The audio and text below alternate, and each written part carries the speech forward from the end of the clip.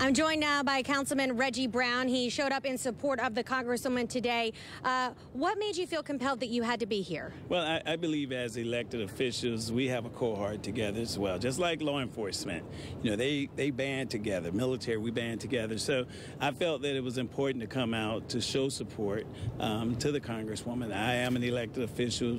Of course, she's an elected official. And I just wanted to show that camaraderie. I believe that she's done a lot of great things for Jacksonville, and I wanted to let her know my appreciation by supporting her. Now, when did you first hear of this indictment? It was probably within maybe the last few days. I did hear about it. I was very disappointed, to be candid with you. But I knew at that point that she needed as much support as she can get. Now, I know that you weren't able to come into court with us because they weren't allowing people to stand in there and the courtroom was packed, but you certainly tried to be.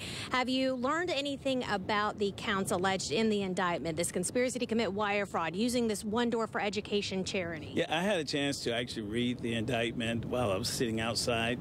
And again, I do believe that justice will prevail. And I will tell you this, she has one of the best attorneys on planet Earth right now. So I believe she's in good hands. And most of all, again, justice will prevail. And so she's going to be fine. Reading the indictments, I honestly believe that she's going to be fine.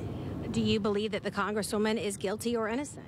I believe that until found guilty, she's innocent. And so we should look at it like that. She's innocent, and this is our government. This is our court system. You are innocent until proven guilty. So the process has started. Again, I believe she has great representation, God first. But again, her attorney is one of the lead civil rights attorneys in the nation, and he wins. And so we're on the winning team.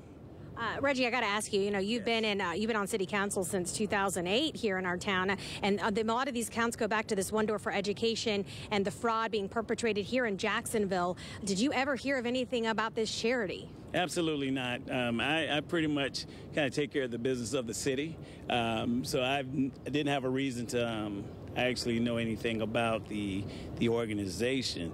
I would tell you this, that it's not uncommon to work with nonprofit organizations to do community business. This is a common practice throughout our nation, and so that is not alarming to me at all.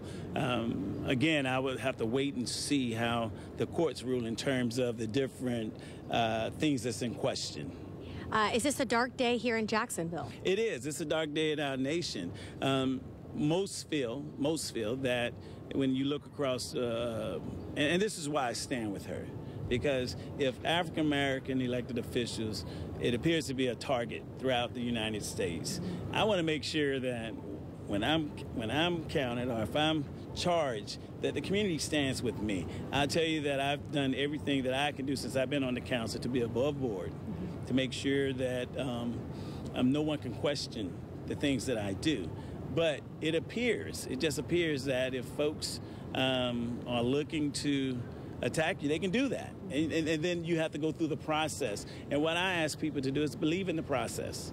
Give it a chance to work, and I believe she will prevail. Councilman Brown, thank you so much for coming over and speaking with us here today. And again, that process we learned today has been going on for a year. The grand jury has been convening for the last 6 months. Kent?